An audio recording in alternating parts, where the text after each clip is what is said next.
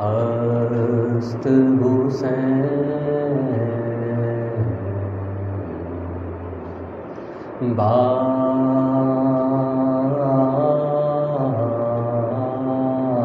بادشاہ است حسین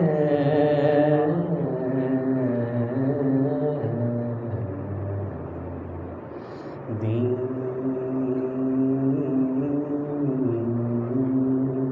است حسین دین پناہ است حسین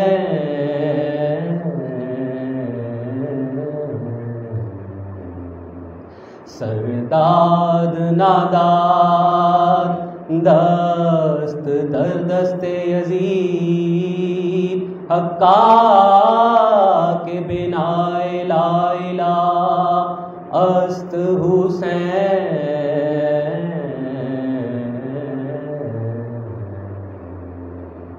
شاہ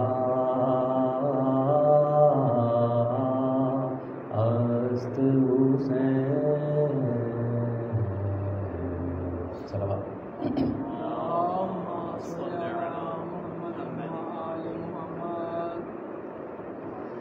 کس طرح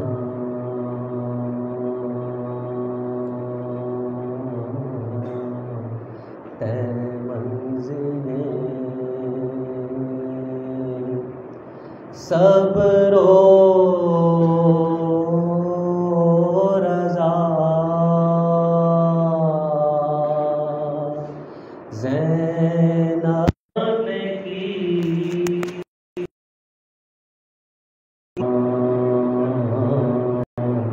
طے منزلیں امت جد کے لیے حق سے دعا زینب کی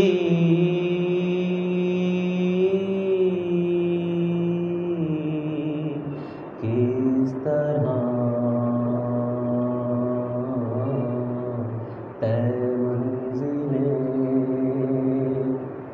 کربلا کے واقعے میں رنگ دونوں نے بھرا ابتدا شبیر نے کی انتہا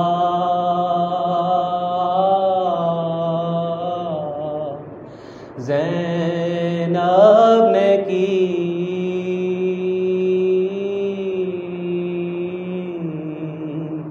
کس طرح طے منزلیں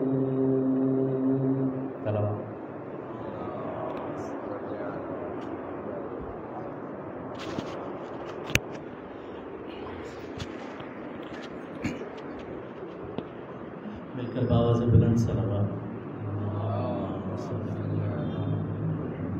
حضرت کامران حیدر سے درخواست کروں گا کہ سلام بحضور سرور اعلی مقام علیہ السلام پیش کریں مل کر باواز بلند صلوات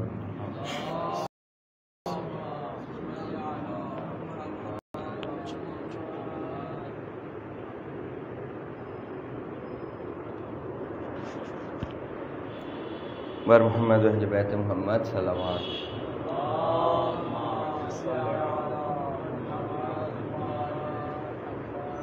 برائے خوشنودی جناب سیدہ سلام اللہ علیہ بلند تر صلوات اللہم صلی علی محمد آل محمد با خدا حسین نے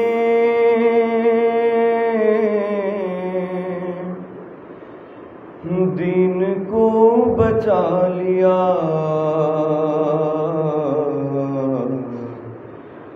فاطمہ کے چین نے، علی کے نور عین نے، با خدا حسین نے،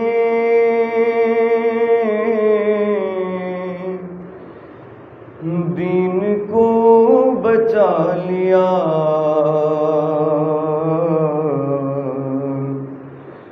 حرف آ رہا تھا دین مصطفیٰ کے نام پر،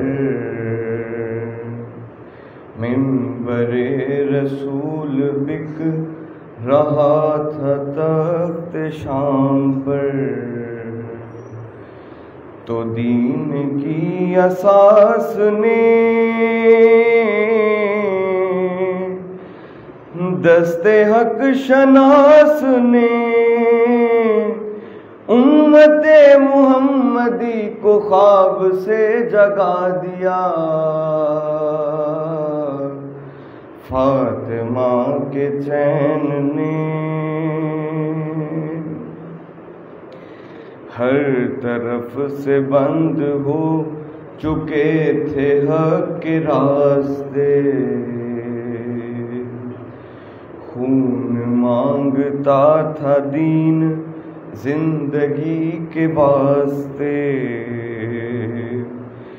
تو دین کے اصول نے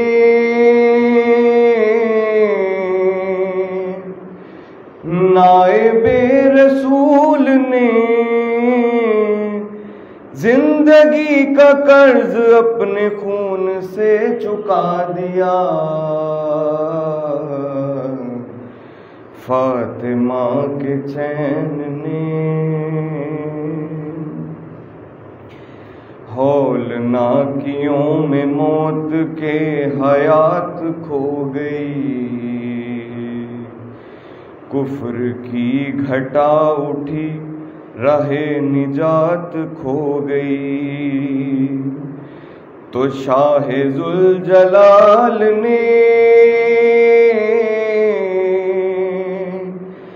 سیدہ کے لال نے ایسے وقت میں شعور آگہی عطا کیا، فاطمہ کے چین نے،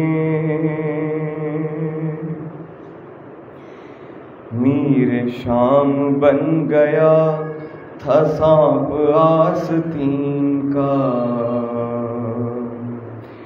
خسروی کے سر پہ رکھ رہا تھا تاج دین کا، تو بادشاہ دین نے بوریا نشین نے آرزو خسروی کو خاک میں ملا دیا، فاطمہ کے چین نے،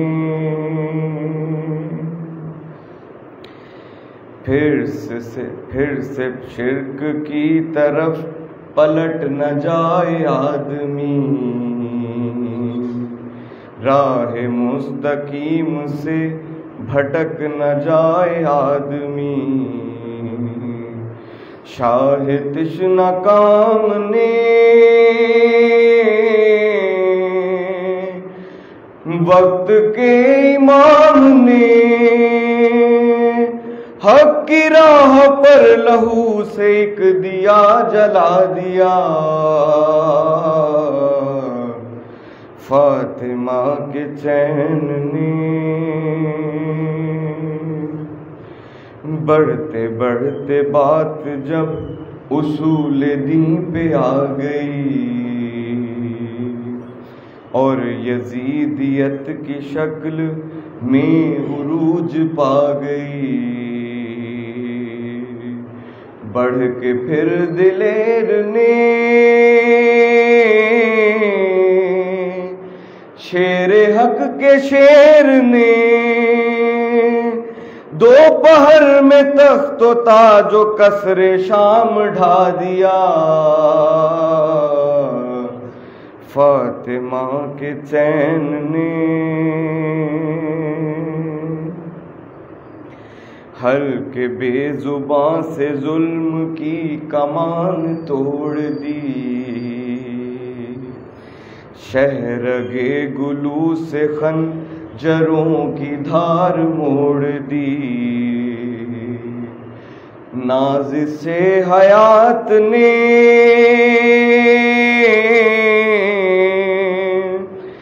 فخر کائنات نے سر کٹا کے آدمی کا سر بلند کر دیا، فاطمہ کے چین نے۔ اور دل کہاں سے لاؤں جو کروں یہ واقعہ بیان، 3 دن کی پیاس میں وہ حوصلہ تھا علمان، ظلم کے اسیر نے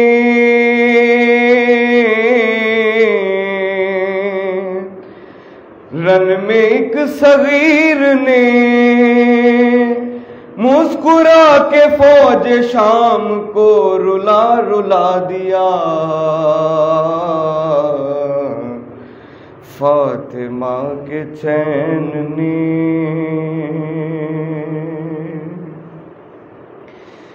لاکھ جان و دل نثار سید انام پر،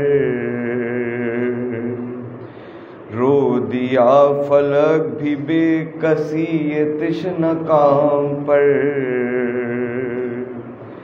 اپنے محجبین کو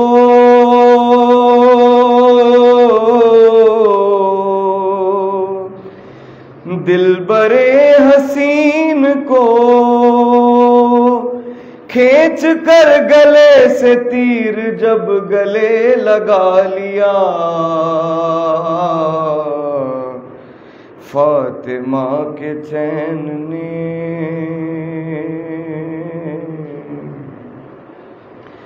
اور دفن کر چکے جو پا رہے جگر کو شاہدین،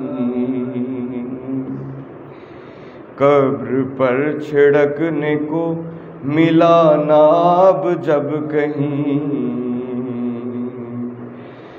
شاہ دل ملول نے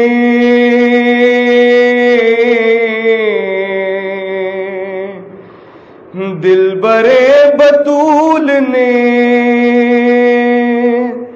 لہد بے زباں کو اپنے آنسوؤں سے تر کیا، دین کو بچا لیا،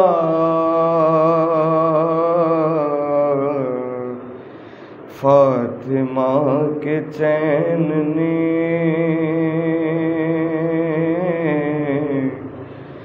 علی کے نور عین نے با خدا حسین نے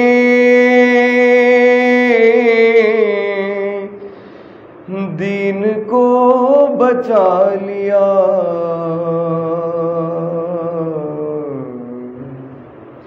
بر محمد اہل بیت محمد صلی اللہ علیہ وسلم۔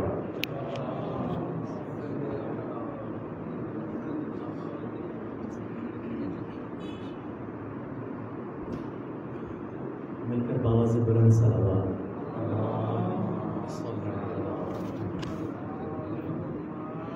عزیزم حسنین بختیاری سے درخواست کروں گا کہ پیشخانی کی تشریف لائیے اور نذرانے سلام بحضور امام علیہ محمد علیہ السلام پیش فرمائیے۔ مل کر باواز بلند صلوات۔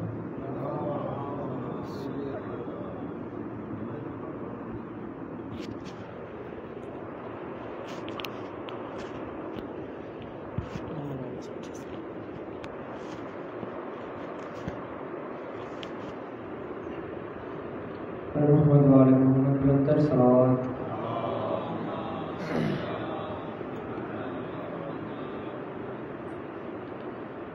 دو سے تین اشعار فضائل کے اور دو سے تین اشعار مذاہب کے افسر کی سماعت کی نظر برائے خوشنودی کریم کربلا امام حسین علیہ السلام بلندر صلوات.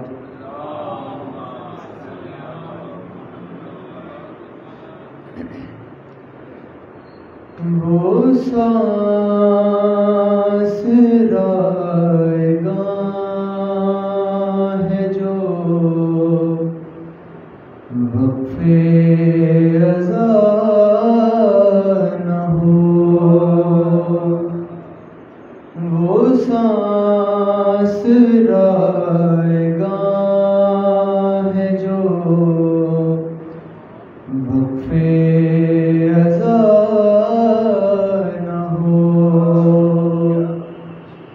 پتھر ہے دل جو آرزوئے کربلا نہ ہو، وہ سانس رائگاں ہے جو وقفے ازاں نہ ہو. اور کعبے نے آ کے روضہ شبیر سے کہا، کعبے نے آ کے روضہ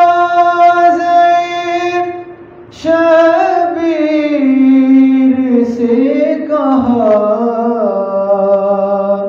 میں کچھ نہیں گر آپ کی مجھ پر عطا نہ ہو،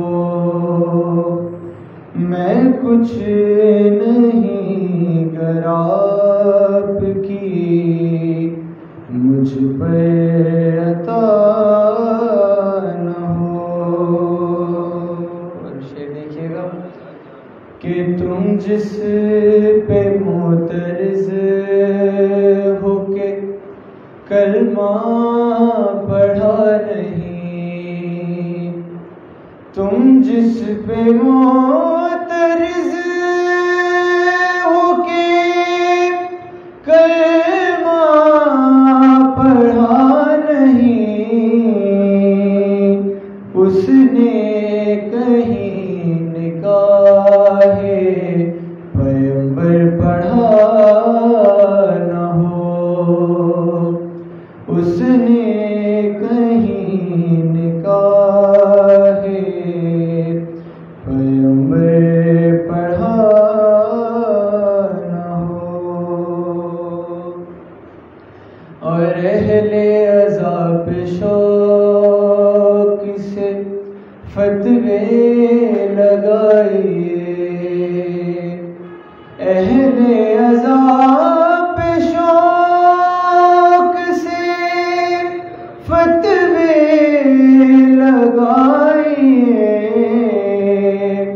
پر دیکھیے کہ زد پہ نبی یا خدا نہ ہو، پر دیکھیے کہ زد پہ نبی یا خدا نہ ہو.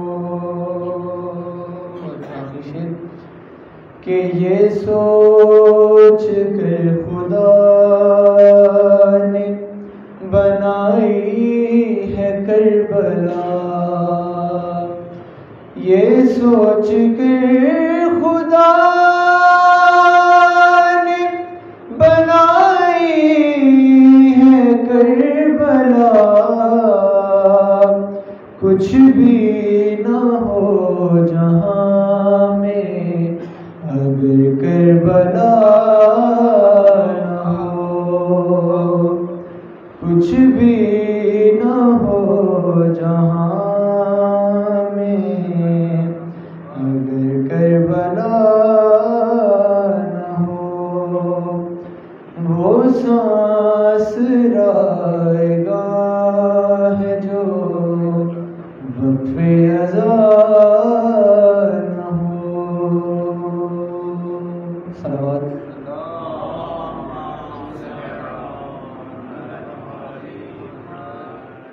برائے خوشنودی بی بی سکینہ سلام علیہا بلندر صلوات.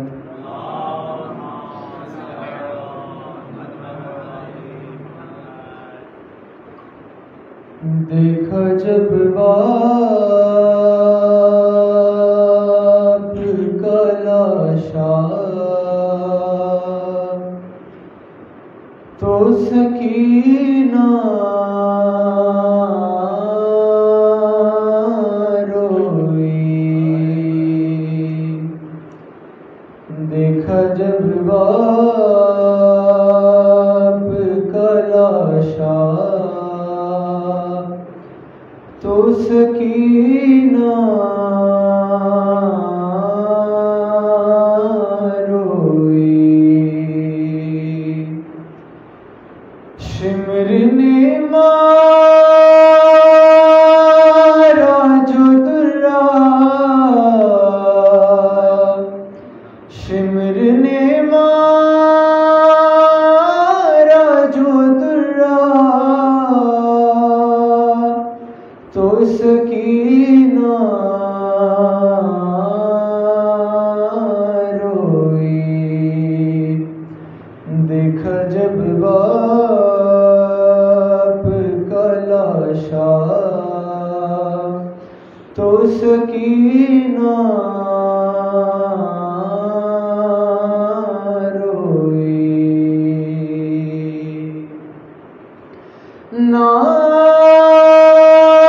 ملا پانی اسے آگ بجھانے کے لیے، نہ ملا پانی اسے آگ بجھانے کے لیے. جل گیا بھائی کا جھولا، جل گیا بھائی کا جھولا تو سکینہ روئی. اور مار کر سید مظلوم کے ہونٹوں پہ چڑھی، مار کر سید مظلوم کے ہونٹوں پہ چڑھی. جب ہنسا حاکم کوفہ، جب ہنسا حاکم کوفہ تو سکینہ روئی. اور قید میں سنتے ہوئے باپ کے سر سے لوری، قید میں سنتے ہوئے باپ کے سر سے لوری. زخمی ہونٹوں کو جو دیکھا، زخمی ہونٹوں کو جو دیکھا تو سکینہ روئی. دیکھا جب باپ کا لاشا تو سکینہ روئی. پر محمد وال محمد بلندر صلوات.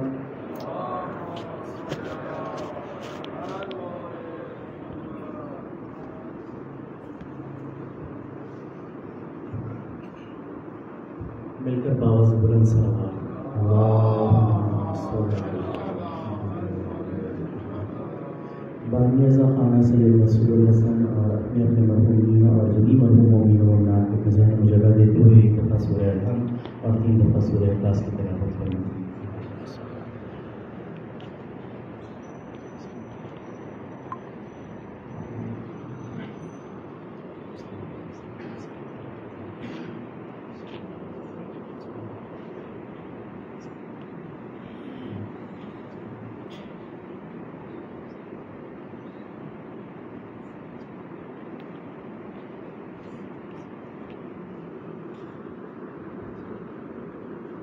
مل کر باواز بلند سلام. اس ازاخانہ الحسین کے اندر مجالس کا یہ سلسلہ جو یکم محرم الحرام سے شروع ہوا ہے انشاءاللہ 9 محرم الحرام تک اسی طرح جاری رہے گا. مجالس کا انعقاد صبح 7 بجے ٹھیک 7 بجے ہو جاتا ہے اور مولانا تقریباً 6:45 بجے 7:30 اور 7:45 کے درمیان افروز منبر ہوتے ہیں. آپ سب سے درخواست ہے کہ پابندی وقت کو ملحوظ خاطر رکھیے. مجالس کے اس سلسلے میں 8 محرم الحرام کو شب ذوالجناح برآمد ہوگی اور اسی ازاخانہ حسین کے اندر 1:30 بجے خواتین کی مجلس ہوتی ہے جس سے محترمہ ہما تقوی صاحبہ خطاب فرماتی ہیں اور ان مجالس کے بعد عشرہ ثانی کی جو مجالس ہوں گی ان سے خانم سکینہ خطاب فرمائیں گی. ایک دفعہ مل کر باواز بلند صلوات.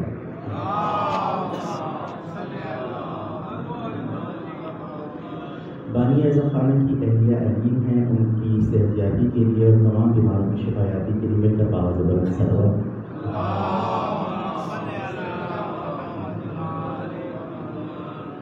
درخواست گزار مولانا ابوالحسن علی صاحب سے کہ مولانا کے فضائل مسائل اہل بیت علیہ السلام بیان فرمائیں. آپ ایک دفعہ مل کر باواز بلند صلوات.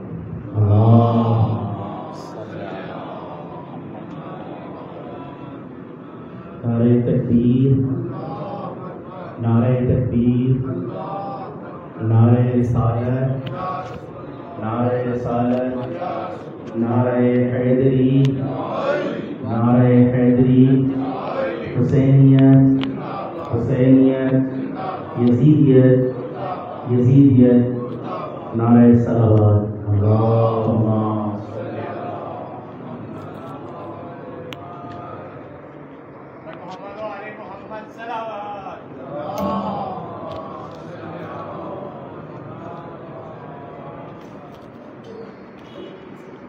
دیگر تو آواز بلند صلوات.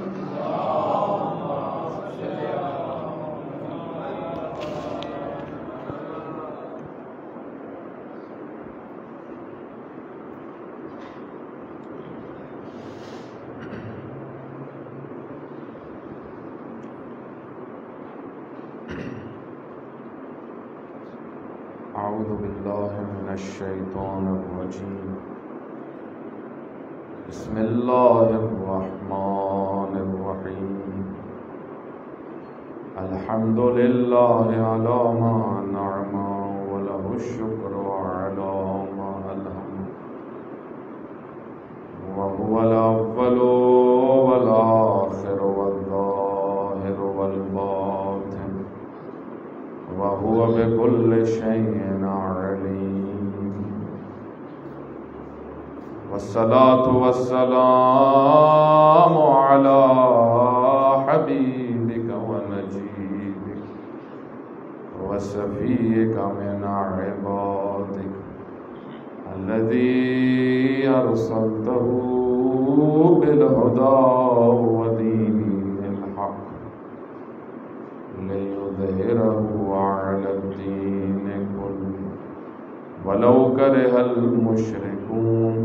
ابو القاسم محمد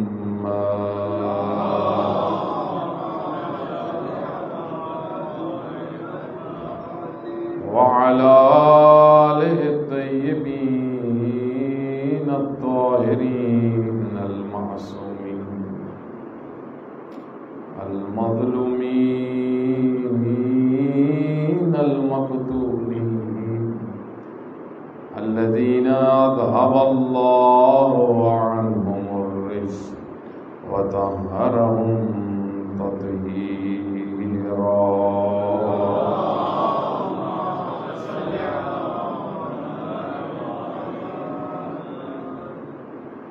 واللعنة الدائمة على أعدائهم أجمعين. قال الله تعالى في كتابه المجيد: بسم الله الرحمن الرحيم. ولا تركنوا إلى الذين ظلموا فتمسكم النار. صلوات پڑھیں محمد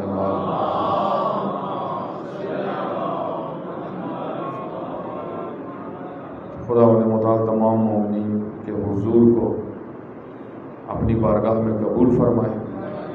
جہاں پر بھی شیعان حیدر کرار ہیں خدا متعال سب عزاداروں کی حفاظت فرمائے.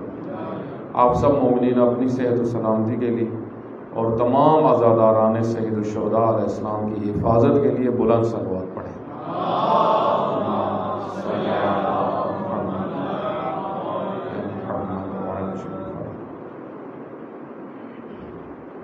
محرم الحرام کا عشر اول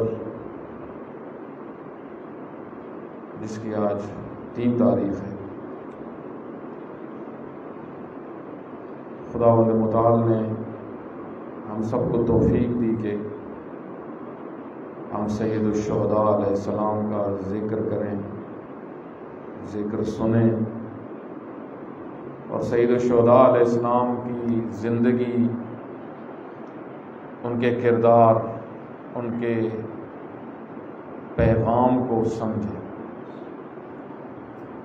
آپ کی خدمت میں گزشتہ روز عرض کیا تھا کہ سید الشہداء علیہ السلام نے جو قیام فرمایا، جس کا آغاز مدینہ سے کیا، مدینہ سے سید الشہداء علیہ السلام مکہ پہنچے، اور مکہ پہنچنے کا سید الشہداء کا ایک مقصد یہ تھا. عمومی طور پہ بعض لوگ کے ذہن میں شاید یہ آتا ہے کہ سید الشہداء علیہ السلام نے مدینہ چھوڑا شاید اس وجہ سے کہ ان کو دھمکی دی گئی تھی کہ اگر بیعت نہیں کریں گے تو قتل کر دیا جائے. حالانکہ ایسا نہیں تھا. سید الشہداء علیہ السلام خوف زدہ ہونے والی شخصیت نہیں تھے. اولیاء الہی لا خوف علیہم ولا هم یحزنون، وہ خوف نہیں کرتے، وہ کسی سے ڈرتے نہیں ہیں، وہ اپنے رب سے ڈرتے ہیں، اپنے پروردگار سے ڈرتے ہیں، اپنے پروردگار کا خوف رکھتے ہیں، کسی ظالم سے نہیں ڈرتے.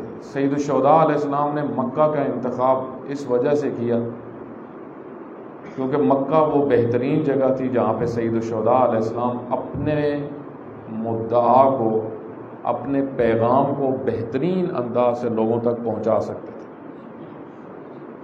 اس وجہ سے آپ دیکھیں سید الشہداء علیہ السلام نے مدینہ سے مکہ انڈر گراؤنڈ رستہ انتخاب نہیں کیا. ہر شہر میں پرانے زمانے میں یہ زیادہ ہوتا تھا کہ ہر شہر میں جانے کے ایک عمومی رستے ہوتے تھے، ایک انڈر گراؤنڈ رستے ہوتے تھے، ایسے رستے جن کو زیادہ لوگ استعمال نہیں کرتے تھے. نجف سے کربلا آپ گئے ہوں گے، آپ نے سنا ہوگا کہ جس زمانے میں صدام نے زیارت پہ پابندی لگوائی ہوئی تھی، خصوصاً زیارت اربعین پہ، تو کچھ لوگ تھے کہ جو انڈر گراؤنڈ رستوں سے نکلتے تھے. وہ دکھاتے ہیں، جب جاتا ہے انسان تو وہ بتاتے ہیں کہ یہ وہ رستہ ہے جہاں سے جاتے تھے. وہاں سے پتہ نہیں چلتا کیونکہ لوگوں کا گزرنا وہاں سے نہیں ہوتا. مدینہ سے مکہ غیر معروف رستے بھی تھے جہاں سے کچھ نکلے. عبداللہ ابن زبیر جو تھے وہ مدینہ سے معروف رستے سے نہیں گئے تھے، وہ چھپ کے نکلے تھے. سید الشہداء علیہ السلام اسی رستے سے گئے جس رستے سے عمومی لوگ جاتے تھے. اور یہاں سے پتہ چلتا ہے کہ سید الشہداء علیہ السلام کو کسی قسم کا خوف نہیں تھا. سید الشہداء علیہ السلام نے اس رستے کا بھی انتخاب اس وجہ سے کیا. علماء فرماتے ہیں جنہوں نے تحلیل اور تجزیہ کیا ہے سید الشہداء کے قیام پہ، وہ فرماتے ہیں کہ اس کی وجہ یہ تھی کہ سید الشہداء یہ چاہتے تھے کہ لوگ پوچھیں کہ یہ قافلہ کہاں جا رہا ہے، اس کا مقصد کیا ہے، بچے بھی اس میں ہیں۔ دیکھیں حاجی بھی جب جاتے تھے تو بچوں کو تو ساتھ نہیں لے کے جاتے تھے۔ تو یہ ایک سوال تھا ہر باضمیر انسان کے لیے کہ سید الشہداء علیہ السلام کس لیے نکل رہے ہیں۔ اور پوچھتے تھے لوگ، اگر آپ تاریخ پڑھیں تو پوچھتے تھے ابن رسول اللہ آپ کدھر جا رہے ہیں اس قافلے کو لے کے۔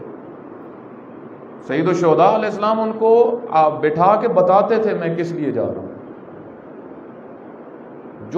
جو نکل جاتا تھا اس کو بھی جا کے بتاتے تھے، پھر قاصد بھیجتے تھے بعض اوقات کہ یہ جو آیا ہوا ہے اس تک یہ بات پہنچے، میں کیا کرنے جا رہا ہوں۔ حجت تمام کرنے کا یہی طریقہ ہوتا ہے۔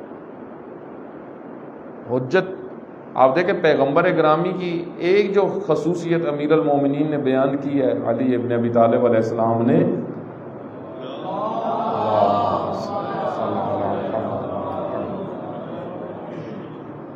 طبیب دوار، پیغمبر طبیب دوار ہیں۔ طبیب دوار دوا لے کے مریض کو ڈھونڈنے والا۔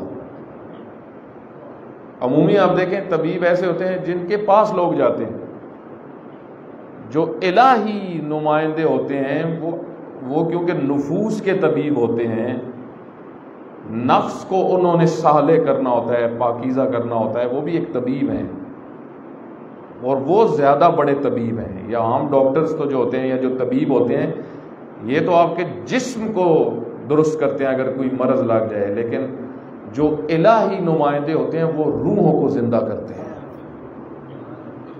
روح کو زندہ کرتے ہیں۔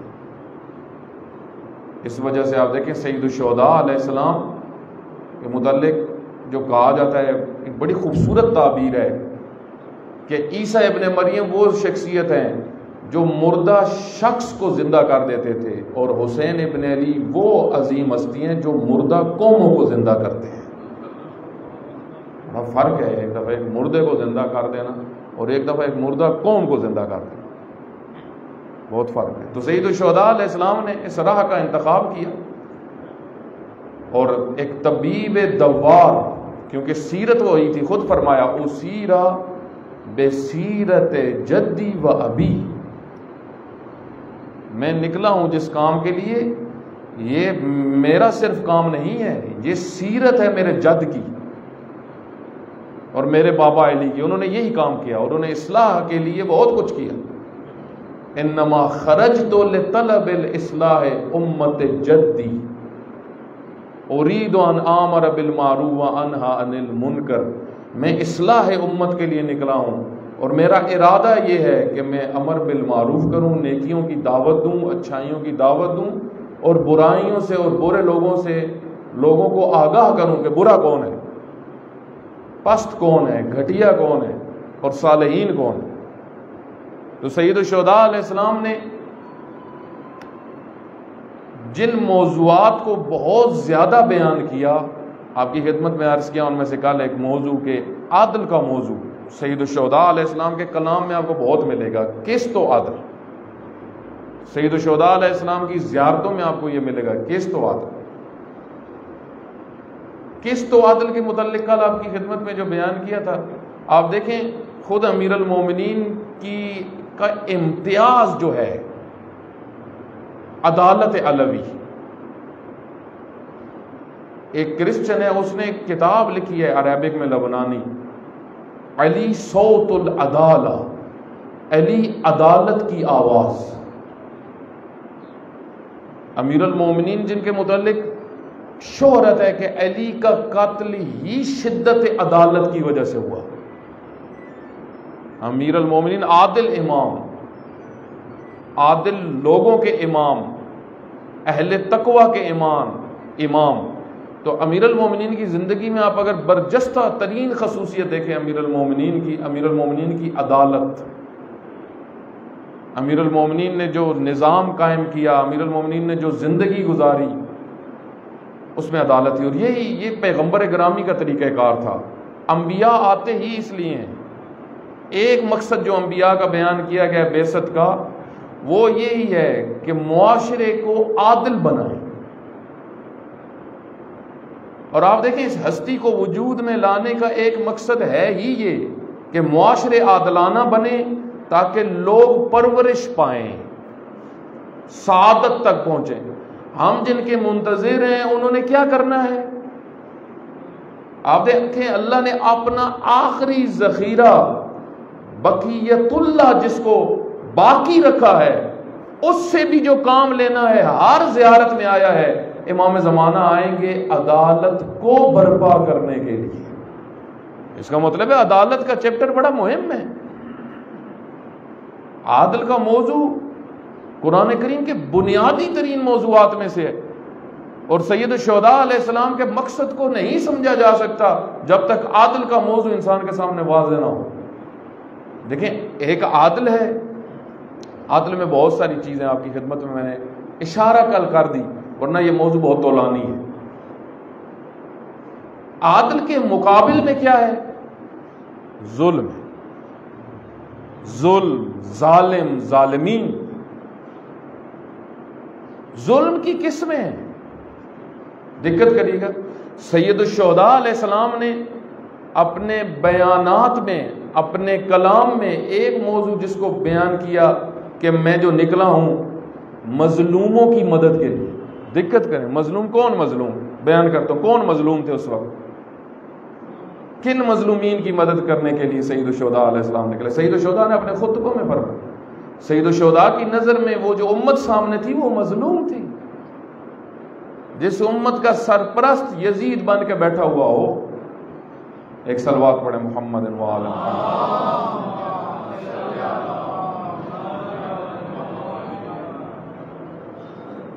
سید الشہداء علیہ السلام نے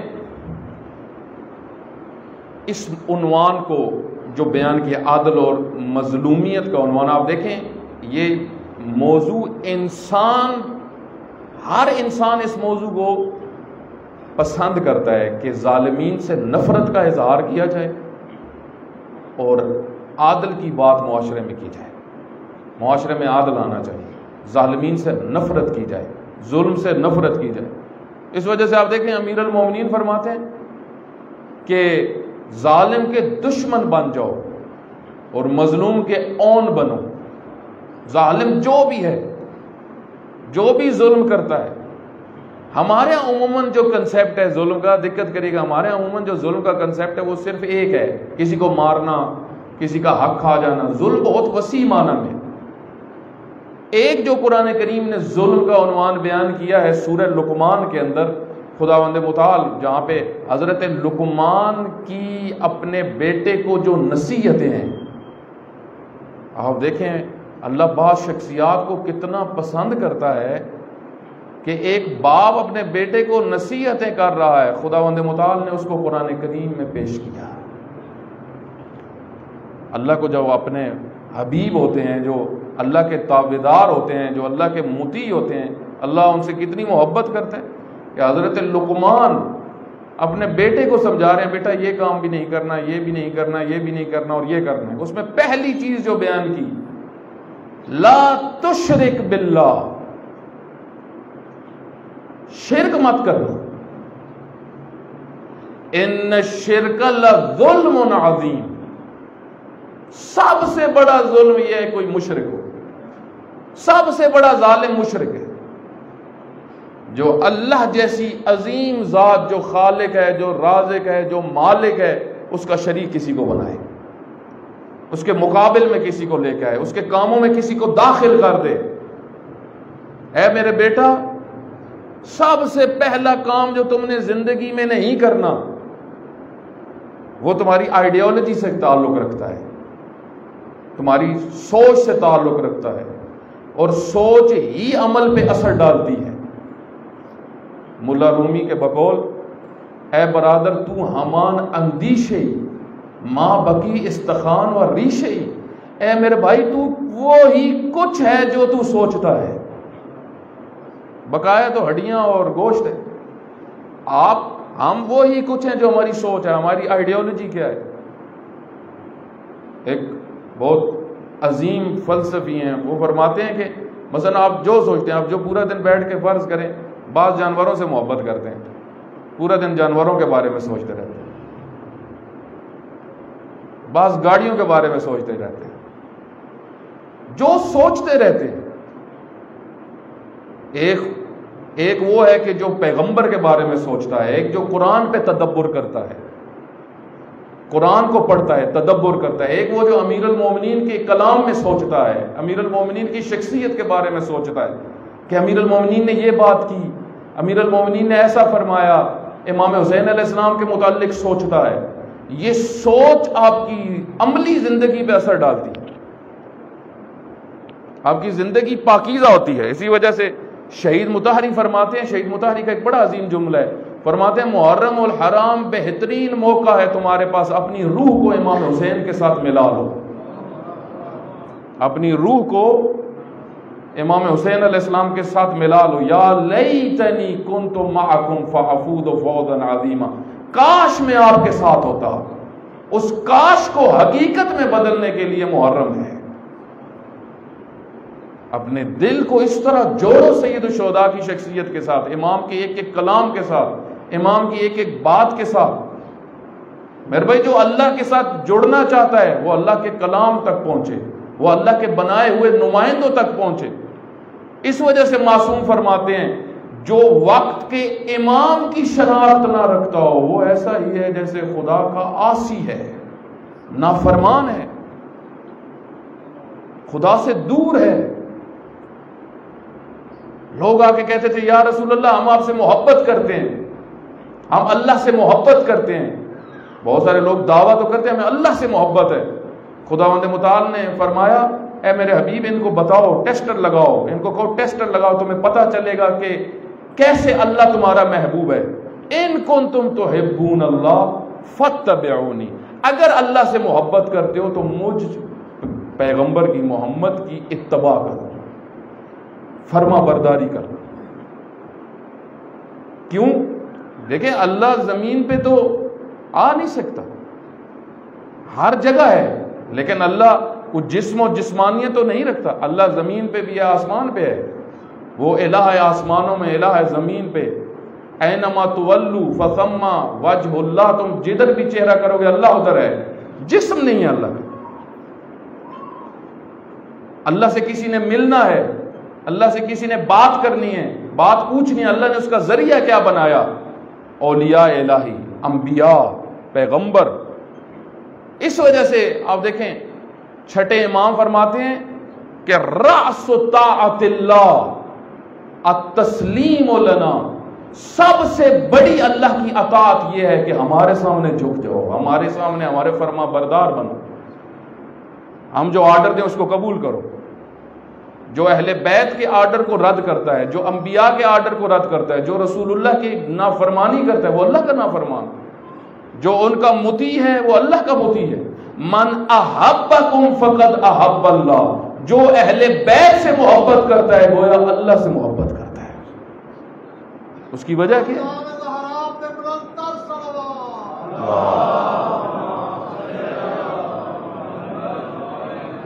اس کی وجہ یہ ہے کہ یہ نمائندگان خدا ہیں، خلیفہ، حقیقی خلیفہ۔ خلیفہ کی تعبیر آپ دیکھیں، خلیفہ جانشین، اللہ کے جانشین زمین پر۔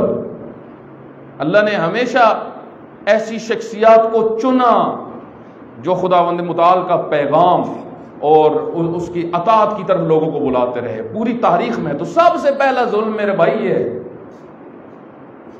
کہ انبیاء علیہ الصلوۃ والسلام نے جس سے متعلق آغاز کیا، ہر نبی نے دین کا آغاز یہاں سے کیا ہے۔ پیغمبر گرامی نے جب تبلیغ شروع کی مکہ کے اندر آغاز میں تو چند لوگ مسلمان ہوئے، اور تاریخ میں ہے، معتبر تاریخ میں ایک شخص کہتا ہے میں مکہ میں آیا، دور سے سفر کر کے آیا، اس نے دیکھا 3 شخصیات نماز پڑھ رہی تھی، پیغمبر اکرم، امیر المومنین اور حضرت خدیجہ الکبریٰ۔ وہاں پہ حضرت عباس بیٹھے ہوئے تھے جو چچا تھے پیغمبر گرامی کے۔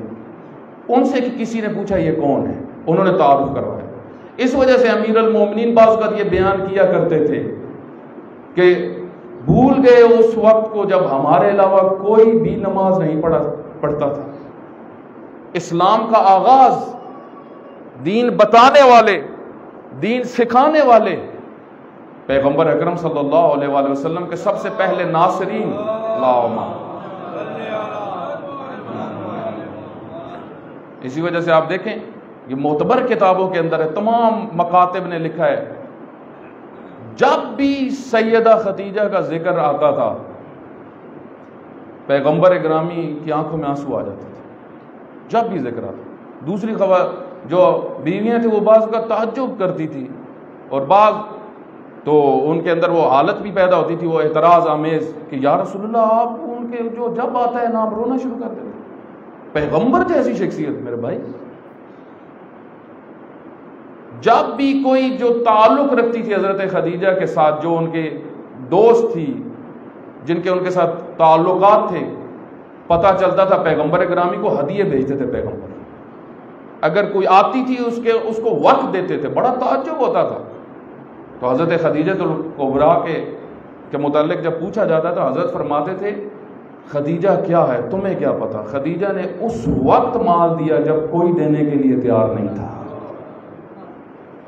خدیجہ کبریٰ نے اس وقت میرا ساتھ دیا جب کوئی ساتھ دینے کے لیے تیار نہیں تھا۔ بنیادیں کس نے بنائی، اساس کس نے رکھی، خدمت کس نے کی؟ خود پیغمبر اکرم فرماتے ہیں جب تک میرے چچا ابو طالب رہے کسی کی جرت نہیں ہوتی تھی میرے سامنے آگے کھڑا ہو۔ یہ بہت بڑی بات ہے، ناصر، معاون۔ تو آپ دیکھیں تمام پیغمبر اکرامی نے تبلیغ کا آغاز کہاں سے کیا؟ یہاں سے کیا کہ غیبت نہیں کرنی، غیبت گناہ ہے، تہمت گناہ ہے، سخن چینی گناہ ہے، ادھر سے ادھر باتیں کرنا گناہ ہے، بہت سارے گناہ ہیں جو بیان ہوئے، لیکن ہر نبی نے سب سے پہلے جو بات کی پیغمبر گرامی نے بھی وہی پیغام دیا، قولوا لا الہ الا اللہ تفلحوا، کہو کہ اس کے علاوہ کوئی پروردگار نہیں ہے، کہو کہ اس کے علاوہ کوئی خالق نہیں ہے، کہو کہ اس کے علاوہ کوئی رب نہیں ہے۔ اس الوہیت کے اندر ربوبیت پروردگار بھی ہے، الوہیت پروردگار بھی ہے، خالقیت پروردگار بھی ہے، یعنی کہو یہ اور پھر اقرار کرو اور پھر اس کے اوپر عملی زندگی گزارو، اگر یہ کرو گے تفلحو، فلاح پا جاؤ گے۔ امام رضا علیہ السلام نے ایک صلوات پڑھا،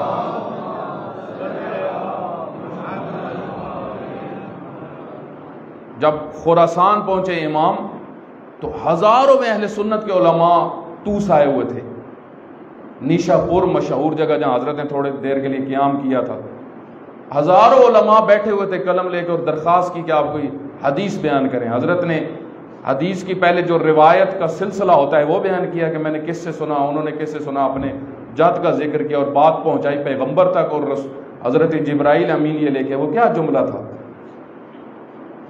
لا الہ الا اللہ کلمۃ حسنی، لا الہ الا اللہ میرا قلع ہے، جو اس قلعے میں آ جائے گا امن من عذابی، وہ میرے عذاب سے بچ جائے گا۔ یہاں پہ رکے، پھر حضرت نے دوبارہ آگے جملہ بڑھایا، ولیکن لیکن اس کی شروط ہیں، شرطیں ہیں، اور ان شرطوں میں سے ایک شرط مجھ رضا کی ولایت ہے۔ اس وجہ سے میرے بھائی سب سے پہلی چیز لا الہ الا اللہ ہے۔ اہل بیت کی ولایت انسان کو اس وقت رشد دیتی ہے، اس وقت بڑا بناتی ہے جب پورا ایک سسٹم کے تحت لا الہ الا اللہ محمد الرسول اللہ علی ولی اللہ، یہ سلسلہ ہے۔ لا الہ، ہر نبی نے پیغام دیا لا الہ کا، جو شرک کرتا ہے وہ سب سے بڑا ظالم ہے، اور ظالم کی جگہ میرے بھائی جنت تو نہیں ہے۔ جو بڑے ظلم کر رہا ہو، اللہ نے یہ نہیں، آپ دیکھیں حضرت لقمان نے یہ نہیں کہا کوئی قتل کرو تو یہ سب سے بڑا، وہ بھی ظلم ہے۔ ناموس پہ تجاوز کرنا یہ بھی ظلم ہے۔ کسی کو برا بھلا کہنا یہ بھی ظلم ہے، کسی کا حق کھانا یہ بھی ظلم ہے، ماں باپ کا حق کھانا یہ ظلم ہے، بچوں کو حقوق کھانا یہ ظلم ہے، رشتہ داروں کے حقوق کھانا یہ ظلم ہے۔ ظالم ہے یہ شخص جو حقوق کھا رہا ہے، ظالم ہے جو ظالموں کی مدد کرتا ہے، لیکن یہ ظلم اس کے ایک درجے ہیں۔ اللہ فرماتا ہے سب سے بڑا ظلم یہ ہے کہ میرے ساتھ کسی کو شریک قرار دو۔ امیر المومنین امام المواحدین علی ابن ابی طالب مواحدین کے امام ہیں۔ کیوں؟ کیونکہ علی ابن ابی طالب نے دنیا کو آ کے بتایا توحید کیا ہے۔ امیر المومنین کے اگر خطبے نہ ہوتے لوگوں کو پتہ ہی نہ ہوتا۔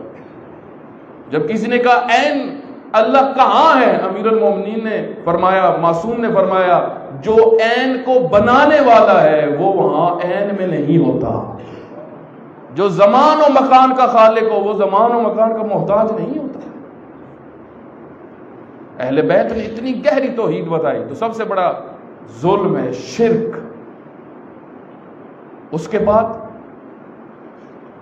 اور بہت سارے ظلم ہیں۔ ایک اور ظلم کیا ہے بہت بڑا، جو آپ بہت سنتے ہیں، ایک آیت 124 نمبر آیت سورہ بقرہ جہاں پہ خداوند متعال فرماتا ہے کہ ہم نے امامت دی ابراہیم کو، وَإِذَا ابْتَلَىٰ إِبْرَاهِيمَ رَبُّهُ بِكَلِمَاتٍ، ہم نے ابراہیم کو چنا۔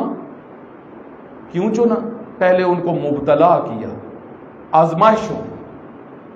اللہ آزماتا ہے، اللہ کا قانون ہے۔ اللہ کسی کو آزمائے بغیر مقام نہیں دیتا۔ اس وجہ سے دین کی بات بھی اس کو سمجھ میں آتی ہے جس کو اللہ آزما لے، دین کی باتیں بھی اس کو سمجھ میں آتی ہے۔ ایک حدیث ہے بڑی معروف، وہ میں تھوڑا سا ذکر کرتے تو بات یہاں پہ آ گئی۔ معصوم فرماتے ہیں ہمارے کلام کو وہ سمجھ سکتا ہے چند لوگ، ہمارے کلام کو، ہماری باتوں کو۔ پہلا نبی مرسل، اصول کافی کی حدیث ہے، ہماری سب سے بڑی کتاب، معتبر حدیث ہے، تکرار سے آئی ہے۔ نبی مرسل، اللہ کا بھیجا ہوا ہمارے کلام کو سمجھتا ہے۔ ملک مقرب، وہ فرشتہ جو اللہ کا قریبی ہے، ہر فرشتہ بھی نہیں۔ ملک مقرب جیسے جبرائیل، جیسے اسرائیل، جیسے میکائیل، یہ ہماری بات کو سمجھتے ہیں، ہماری بات کی گہرائی تک جاتے ہیں، ہم کہنا کیا چاہتے ہیں، ہماری بات میں گہرائی کتنی ہے۔ اور تیسرا فرمایا مومن امتحان اللہ قلبہ، وہ مومن جس کے دل کا اللہ امتحان لے چکا ہو، جو پاکیزہ ہو، جو آزمائشوں میں پورا اترا ہو، اس کو بات سمجھ میں آتی ہے۔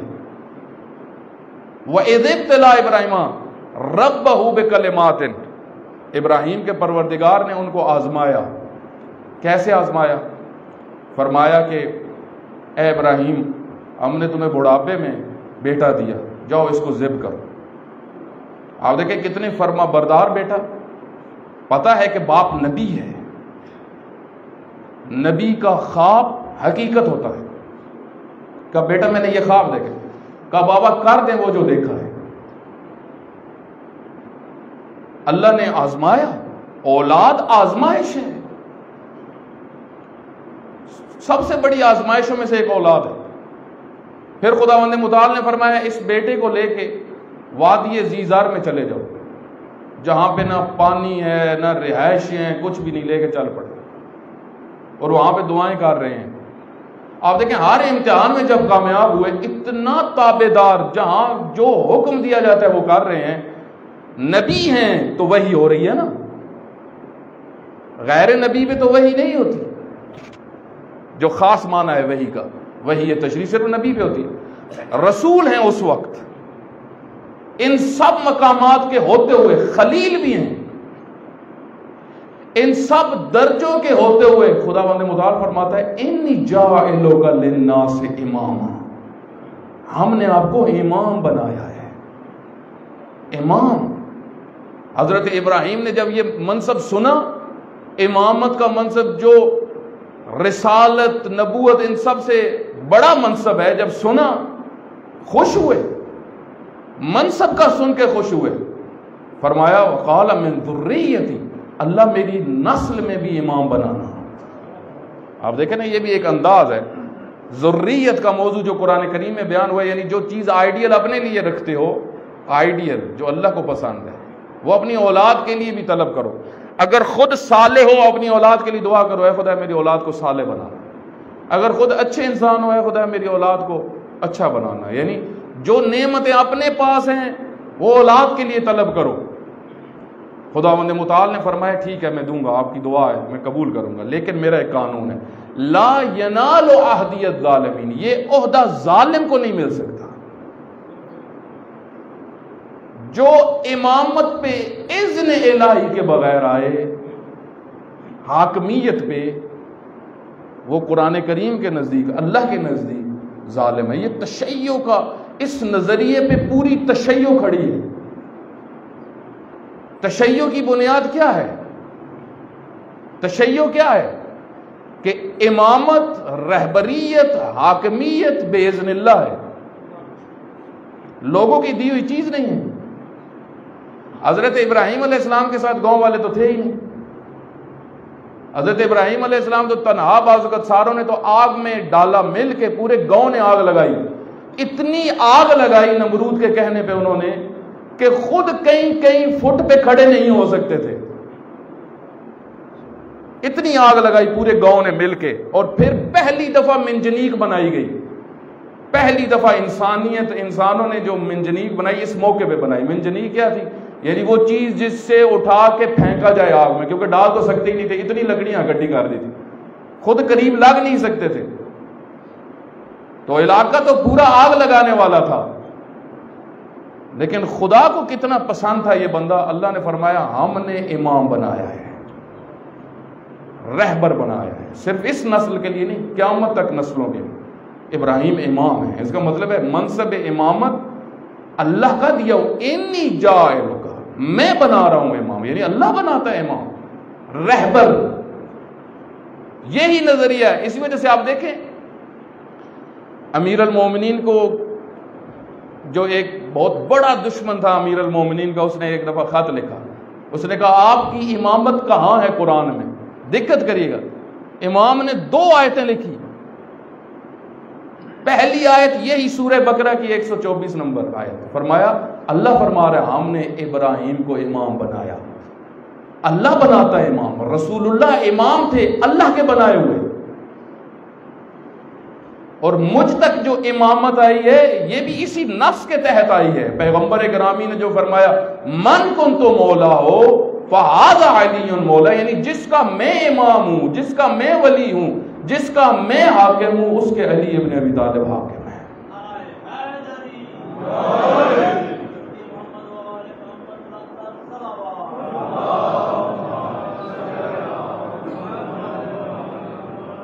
میرے بھائی اس عہدے پہ جو اس کا قابل نہ ہو، اگر وہ آ جائے، وہ ظالم ہے. ظالم ہے جو ان شرائط پہ نہ اترتا ہو. اس وجہ سے آپ دیکھیں روایات کے اندر شدت سے مذمت کی گئی ہے ان لوگوں کی سپورٹ کرنا جن کو حکومت کا اذن اللہ نے نہ دیا ہو، امامت کا اذن نہ دیا. امامت یعنی حاکمیت، ولایت یعنی حاکمیت. من کن تو مولا دوست نہیں ہے. من کن تو مولا خود فرما رہے ہیں پہلے پیغمبر گرامی میں عنقریب جا رہا ہوں. جب عنقریب جا رہے ہیں تو سب سے پہلا سوال یہ ہے کہ آپ کے نائب کون ہیں. وہ پیغمبر گرامی جو شہر سے نکلتے تھے تو بغیر ایک نمائندہ بنائے نہیں جاتے تھے. اور عجیب بات یہ ہے کہ دوسرے مکاتب جو ہمارے برادران ہیں ان کی جو دلیل ہے کہ امت کے حوالے کام کر کے گئے ہیں. امت کے حوالے اگر آپ کہتے ہیں تو پھر یہ بتائیں کہ خلیفہ اول نے امت کے حوالے کیوں نہیں کیا؟ خلیفہ اول جب دنیا سے جانے لگے تو انہوں نے کہا میں بہترین کو چن کے جا رہا ہوں، امت کو ایسے نہیں چھوڑ کے جا رہا. متفقون علیہ ہے یہ مسئلہ کہ خلیفہ دوم کو نومینیٹ کیا. میرے بھائی رسول اللہ صلی اللہ علیہ وآلہ وسلم وہ امت کے حوالے پھر کیسے کر کے چلے گئے؟ ایک سوال ہے، یہ شیعہ کا بڑا بنیادی سوال ہے کہ وہ پیغمبر گرامی جو اتنا بڑا مشن لے کے آئے، اور اس مشن میں سب سے بڑی رکاوٹ بھی منافقین. کافر تو شکست کھا رہے تھے، مسئلہ تو منافقین کا بنا ہوا تھا جو مدینہ کے ارد گرد تھے. اور مدینہ کے اندر 300 آیتوں سے زیادہ یا اس کے قریب آیتیں منافقین کے بارے میں. سورہ پوری سورہ کہ جو ارد گرد بیٹھے ہیں ان سے بچیں. ولا تطع، آپ دیکھیں سورہ قلم کی 10ویں 11ویں آیت آپ صرف دیکھیں کہ کچھ لوگ جو پیغمبر کے پاس بعض اوقات آتے تھے، خداوند متعال فرماتا ہے ولا تطع حلاف مہین، یہ جو بہت قسمیں اٹھانے والے ہیں ان کی مت ماننا. اللہ پیغمبر کو فرما رہا ہے. مشاء بنمیم، جو ادھر کی ادھر کرنے والے ہیں، ادھر کی ادھر ادھر کی ادھر، مت ماننا ہے رسول اللہ ان کی. کیوں؟ کہ یہ معاشرے کو تباہ کرنا چاہتے ہیں، یہ فساد ڈالنا چاہتے ہیں. تو یہ کون تھے میرے بھائی؟ منافق، جو ظاہر میں تو مسلمان ہیں لیکن ایک کام بھی مسلمانوں والا نہیں ہے. یہ خطرہ تھے پیغمبر گرامی کو، یہ خطرہ تھا. اسی وجہ سے آپ دیکھیں جو پیغمبر گرامی کی آنکھوں کا بند ہونا تھا، مشکلات شروع ہو گئی، فتنوں نے سر اٹھا لیا. اور پوری تاریخ میں آپ دیکھیں، پوری تاریخ میں یہ ظلم سب سے زیادہ ہوا ہے امامت کے موضوع پہ. یعنی اس عہدے پہ وہ آئے جو اس قابل نہیں تھے، اور یہی مسلمانوں کی تباہی کا باعث بنا ہے. اہل سنت کا ایک بہت بڑا عالم ہے، بہت بڑا نام ہے اس کا علم حدیث میں، شمس الدین ذہبی. اس کو کہتے ہیں امام شمس الدین ذہبی. یعنی 4 بڑے نام اگر علماء اہل سنت میں علم حدیث میں، ان میں سے ایک شمس الدین ذہبی، ابن حجر اسقلانی وغیرہ، یہ بڑے نام ہیں. شمس الدین ذہبی کی ایک کتاب ہے 20 جلدوں میں تقریباً، سیر اعلام النبلاء. اس نے پورے تاریخ میں جتنے لوگ بڑے بڑے گزرے ہیں عالم اسلام کے، ان کی زندگی لکھی. جہاں پہ وہ امام زین العابدین علیہ السلام کی زندگی لکھتا ہے، اس کا مزاج جو تھا متعصب تھا، بنو امیہ کا سپورٹر تھا مزاجن. تو جب وہاں پہ لکھتا ہے، دیکھیں حقیقتیں نہیں چھپتی، کہتا ہے جو کچھ سنا گیا ہے امام زین العابدین کے بارے میں، ان کے تقوی کے بارے میں، ان کی تدبیر کے بارے میں، ان کے سجود کے بارے میں، ان کے رکوع کے بارے میں، ان کی بندگی کے بارے میں، ان کی عبادت کے بارے میں، کا اس سے تو یہ سمجھ میں آتا ہے کہ ان کے ہوتے ہوئے کسی کو بھی خلیفہ نہیں بننا چاہیے تھا. کیونکہ یہی سب کو علم ہے. عالم الناس، سب سے زیادہ علم والا کون ہے؟ سب سے زیادہ تقوی والا کون ہے؟ سب سے زیادہ اہل تدبیر کون ہے؟ سب سے زیادہ مومنوں کا درد کون رکھتا ہے؟ احساس کون رکھتا ہے؟ سب سے زیادہ جد و جہد کرنے والا کون ہے؟ سب سے زیادہ اللہ کی راہ میں مشکلات برداشت کرنے والا کون ہے؟ شمس الدین ذہبی. تو سب نے یہ لکھا. اس وجہ سے آپ دیکھیں جب مامون نے ایک شیطانی تدبیر کے تحت امام رضا علیہ السلام کو خراسان بلایا، ایک شیطانی تدبیر کے تحت، اور امام کے جب سامنے آیا تو کہتے ہیں کہ یہ خلافت آپ سنبھال لیں. آپ دیکھیں امام نے کیا جواب اس کو دیا. یہ تشیع ہے. امام نے فرمایا اگر تمہارا حق ہے تو پھر تو تم رکھو، پھر اپنا حق مجھے دینے کی ضرورت ہی نہیں ہے، اور اگر یہ میرا حق ہے تو آپ ہوتے کون ہو مجھے دینے والے؟ یہاں پہ تشیع ہے. یعنی حق کے حکومت، حق کے امامت بندوں کے بس میں رہی ہے. امامت وراثت پیغمبر ہے. امامت ستاروں کی طرح ہے جو دسترس سے باہر ہے. امامت بندے ولایت اور امامت منتقل نہیں کر سکتے.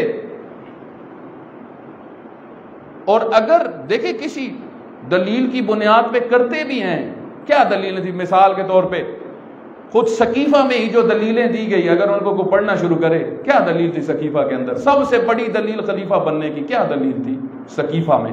سب سے بڑی دلیل یہ تھی ہم مہاجرین میں سے. جب انصار آ گئے، انصار نے کہا ہم میں سے لیڈر بنے گا. انصار طاقتور تھے، انصار کا مدینہ تھا، ادھر سے مہاجرین آگے پہنچ گئے. مہاجرین نے کہا ہم میں سے بنے گا. اب انصار پریشان تو ہو گئے کہ آ گئے تو اب تو بات نہیں بنے گی، لیکن پھر بھی انہوں نے اپنی دلیلیں گھمائی. تو سب سے بڑی دلیل جو تھی وہ یہ تھی کہ ہم مہاجرین ہیں، ہم سب سے پہلے پیغمبر کے ساتھ اٹھنے والے ہیں، وہاں سے آئے ہیں ہجرت کر کے. یہ دلیل بنی. جب امیر المومنین نے یہ سنی، امیر المومنین نے فرمایا اگر اس کو بھی دلیل بناتے ہو پھر بھی میں امام ہوں، پھر بھی میں خلیفہ ہوں، کیونکہ قرابت میں سب سے نزدیک میں ہوں۔ قرابت کو اگر معیار بنانا چاہتا ہے سب سے قریب میں ہوں۔ ہجرت کی اگر بات ہو سب سے پہلے ہجرت کرنے والا میں ہوں۔ ایمان کی بات ہو پیغمبر کا ساتھ دینے والا سب سے پہلے میں ہوں۔ چچا کا بیٹا ہوں، اگر وہاں دلیل رشتہ داری ہے تو یہاں چچا کا بیٹا، یہ تو دلیل ہی نہیں تھی میرے بھائی۔ اسلامی نقطہ نگاہ سے جو دلیل تھی وہ یہ کہ اعلم الناس کون ہے، سب سے زیادہ علم والا کون ہے۔ حل یستوی الذین یعلمون والذین لا یعلمون، کیا جاننے والے اور نہ جاننے والے ایک جیسے؟ کیا ہدایت شدہ اور ہدایت لینے والے ایک جیسے؟ ایک وہ ہے کہ جو کہہ رہا ہے کہ، اور خود آپ دیکھیں سب سے ایک سب نے لکھا ہے کہ جب بھی علمی مسئلہ بنتا تھا سارے علی ابن ابی طالب علیہ السلام کے پاس پہنچے ہوتے تھے۔ تو عالم کو امام ہونا چاہیے یا وہ کہ جو خود علم کا محتاج ہے؟ شجاع کو ہونا چاہیے یا جو مرد میدان نہ ہو؟ یہ دلیلیں ہیں، اسی وجہ سے آپ دیکھیں بی بی نے جو خطبے میں دلیلیں دی وہ یہی تھی۔ یہ دلیلیں سمجھ میں آتی ہیں۔ ایک ہے جو میدان میں ٹکنے والا ہے، اسی وجہ سے آپ دیکھیں جب خداوند متعال نے ایک قوم کا ذکر کیا، بس میں نتیجے کی طرف جا رہا ہوں، آپ دیکھیں قرآن کریم میں سورہ بقرہ کے آخری حصے میں حضرت طالوت کا واقعہ ہے۔ اس زمانے میں جالوت ایک طاقت تھی، شیطانی طاقت، ایک قوم تھی جو بہت ذلیل تھی، بہت رسوا ہوئی۔ وہ آ گئے اپنے وقت کے نبی کے پاس، انہوں نے اظہار کیا ہم ذلیل ہو گئے، بہت رسوا ہو چکے ہیں، ہمارے پاس کچھ بچتا ہی نہیں، ذلت اور رسوائی کے علاوہ۔ جس طریقے سے سید الشہداء کے زمانے میں مسلمانوں کی یہی حالت تھی۔ دقت کریے گا، سید الشہداء کا ایک بڑا درد بھرا جملہ ہے۔ سید الشہداء فرماتے ہیں مجھے چھوڑو گے اس کا نتیجہ پتہ ہے کیا ہے؟ مجھے چھوڑ کے اگر یزید کے پیچھے چلو گے تمہاری حیثیت اتنی ہی رہ جائے گی جتنی کنیز کا وہ کپڑا ہوتا ہے جو وہ پھینک دیتی ہے۔ اس سے بڑھ کے درد بھرا جملہ کوئی؟ مسلمان یہاں تک گئے، ہوا یہ تاریخ آپ پڑھے، جب مدینہ لٹا، مدینہ پہ حملہ ہوا، اس وقت مسلمانوں نے وہ درد بھرے منظر دیکھے تو نبی کے پاس آئے کہ ہم بڑے ذلت میں جا چکے ہیں، ہمیں لیڈر چاہیے۔ چلے گئے، نبی نے کہا ٹھیک ہے، لیکن اس وقت قرآن میں پڑھیں گے دیکھیں اس نبی نے کیا کہا دیکھو تم نے باتیں کی میں نے سن لی، لیکن جب نام آئے تو پھر پیچھے نہیں ہٹنا، پھر ساتھ دینا۔ کہا وہ آپ ٹینشن نہ لیں، ہم گھر چھوڑ کے آ گئے ہیں۔ خداوند متعال کے پاس وہ نبی گئے، خداوند متعال نے فرمایا ان کو کہو تمہارا لیڈر طالوت ہے۔ آئے، قرآن کریم نے پورا یہ نقشہ کھینچا، اگر اس کو کوئی فلمائز کرے بہت خوبصورت یہ نقشہ بن سکتا ہے کہ سامنے وہ سارے تھے، ادھر نبی آئے، انہوں نے کہا جی بتائیں لیڈر کون بنایا؟ کہا طالوت۔ شور مچا دیا، کہا طالوت کو بنا دیا، ہمارے پاس زیادہ پیسے ہیں بناؤ اس کو دیے، ہماری رشتہ داریاں زیادہ ہیں بناؤ اس کو دیے۔ اب معیار دیکھیں ان کے معیار کیا تھے؟ پیسے، یعنی جس کے پاس پیسے زیادہ وہ لیڈر ہے۔ تو خداوند متعال نے پیغام بھیجا اس نبی کو، جو آیت بنا کہ ان کو کہہ دیجئے ہم نے طالوت کو دو چیزوں میں چنا ہے، ایک وہ طاقت میں تم سے زیادہ ہے، شجاع ہے، اور دوسرا اس کے پاس علم اور بصیرت ہے، وہ دشمن کو سمجھتا ہے، وہ مرد میدان ہے۔ اسی وجہ سے آپ دیکھیں جہاں پہ ہر کوئی پیچھے ہٹ جاتا تھا امیر المومنین کھڑے ہو جاتے تھے۔ اس کی وجہ کیا تھی؟ کیونکہ امیر المومنین ستون ہے اسلام کا، یہاں پہ سارا اسلام ہے۔ اسی وجہ سے پیغمبر گرامی فرماتے تھے آج کل ایمان کل کفر کے مقابلے میں جا رہے ہیں۔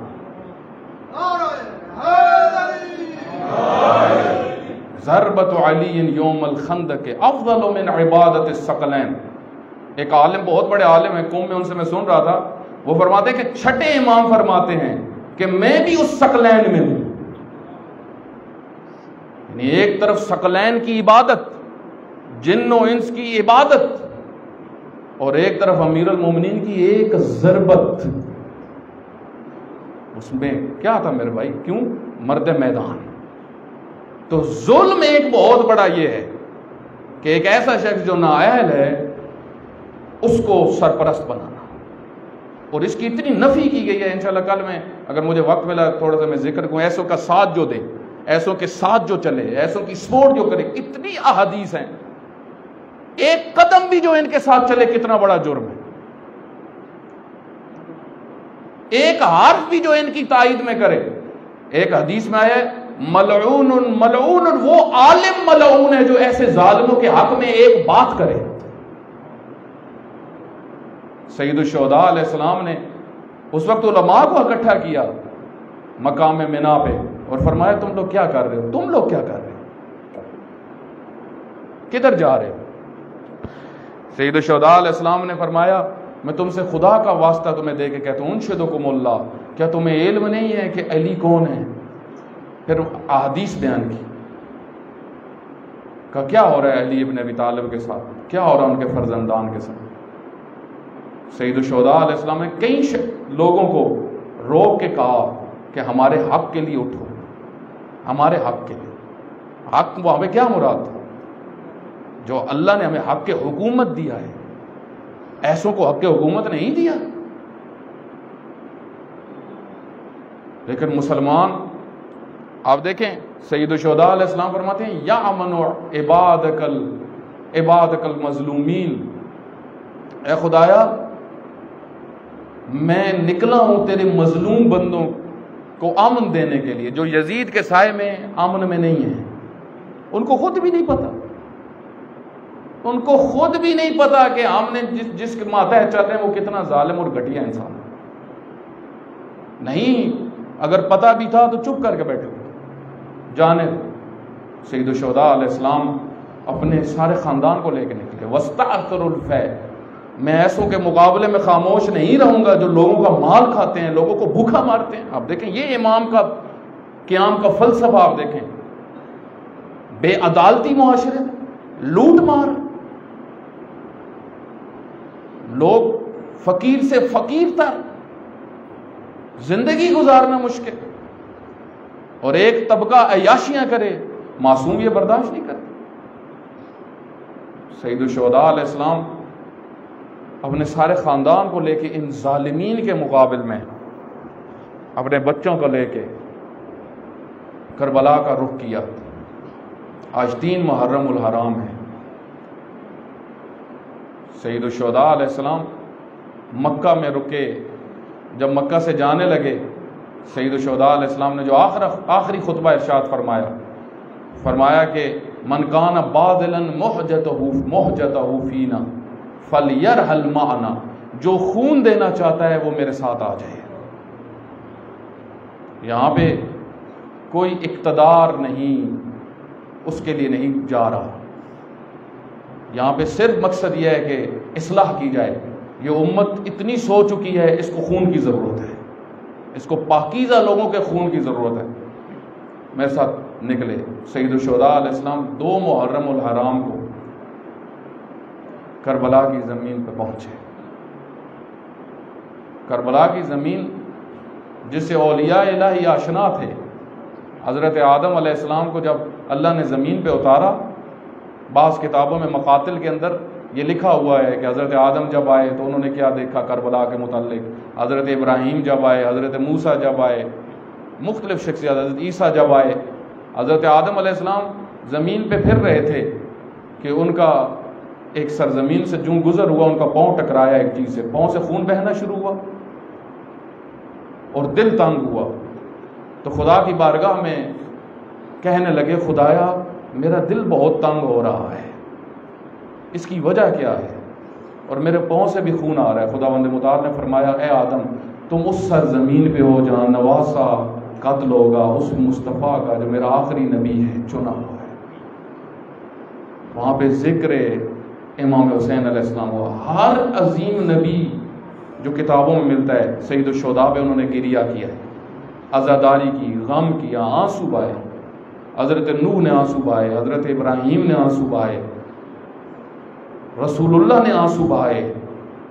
امیر المومنین جب جنگ صفین سے پلٹ رہے تھے تو ایک سرزمین پہ جب پہنچے تو امیر المومنین نے اپنی سواری کو کھڑا کیا۔ جو شخص نقل کرتا ہے کہتے ہیں ہم نے دیکھا امیر المومنین اترے، امیر المومنین بیٹھے، امیر المومنین نے مٹی کو اٹھا کر رونا شروع کیا۔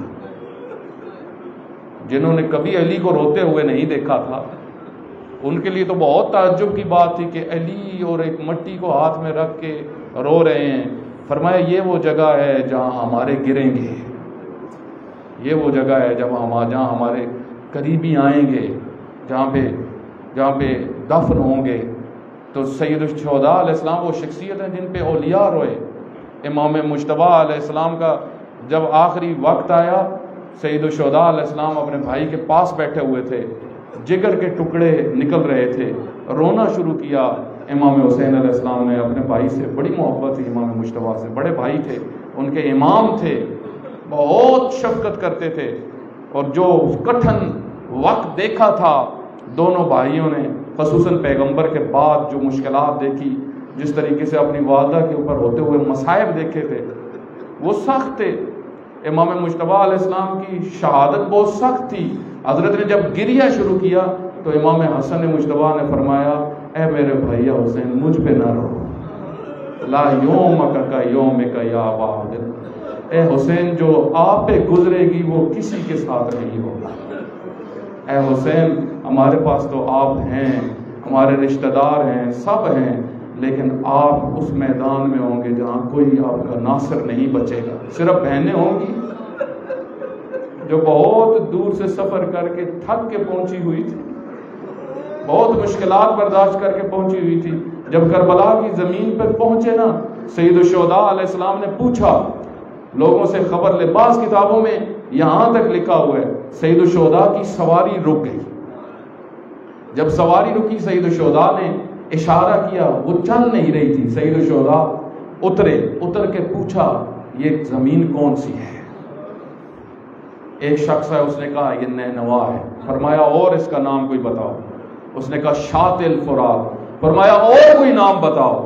تو اس نے کہا کرب و بلا اس کا نام ہے۔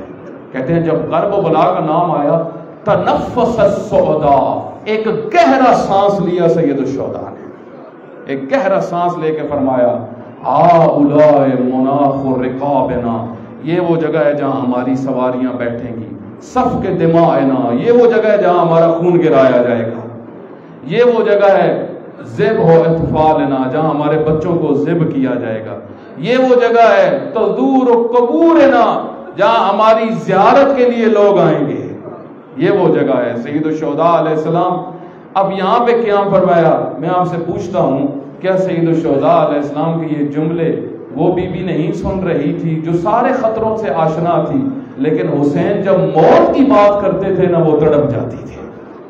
وہ بہن زینب تھی جن سے سید الشہداء کی موت کا تصور بھی سخت تھا۔ اسی وجہ سے علماء نے بیان کیا ہے پورے رستے میں مدینہ سے لے کے کربلا تک ایک مقام، پہلا مقام جہاں پہ زینب کبریٰ سید الشہداء کے پاس گھبرائی ہوئی آئی، رہبر معظم ایک جملہ پڑھ رہے تھے، فرماتے ہیں اگرچہ زینب کبریٰ کو سب علم تھا کہ حسین کدھر جا رہے ہیں، کتنی مشکلات ہیں، فرماتے ہیں لیکن پھر بھی بہن تو تھی نا، شفقت تھی، محبت تھی، عقیدت تھی، وقت کے امام تھے، برداشت نہیں ہوتا تھا۔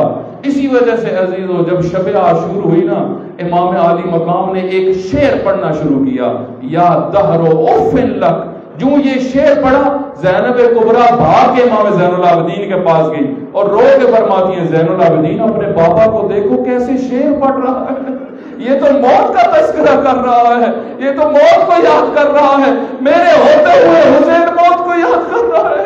جب یہ جملے سنے ہوں گے زینب کبریٰ نے، مناخ اور رقابنا، یہاں ہماری سواریاں اترے گی، یہ بتا رہے تھے یہاں علی اکبر گرے گا، یہاں ہمارے حبیب گرے گے، یہاں مسلم بن اوسجہ گرے گے، یا ہلال میں دعوے گرے گا، یہ بتا رہے ہیں زینب کبریٰ تیار رہو یا تمہارا بھیا عباس گرے گا۔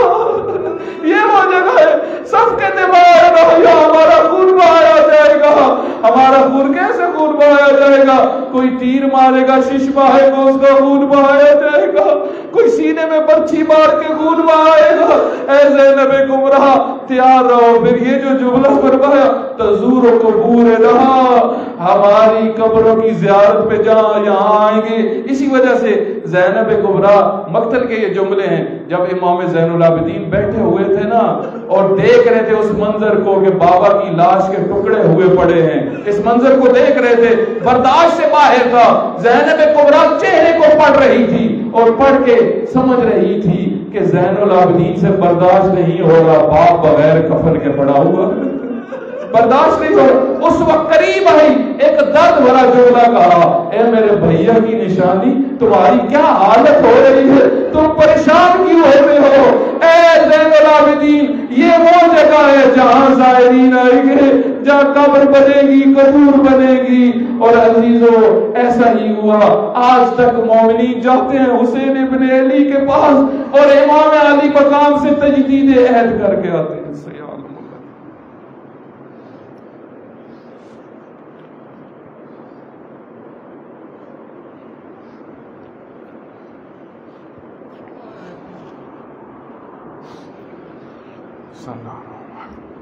اللهم اغفر لي ولوالدي وللمؤمنين۔ اے خدا ہم سب کے گناہ معاف کر، ہمارے والدین کے گناہ معاف کر، ہمارے رشتہ داروں کے گناہ معاف کر، جو مومنین مریض ہیں ان کو شفا کاملہ عطا فرما، جو سفر میں ان کے سفر کو بے خطر فرما۔ خدا بحق محمد و آل محمد تمام مومنین کو صحت و سلامتی عطا فرما، سب کی حاجات پوری فرما۔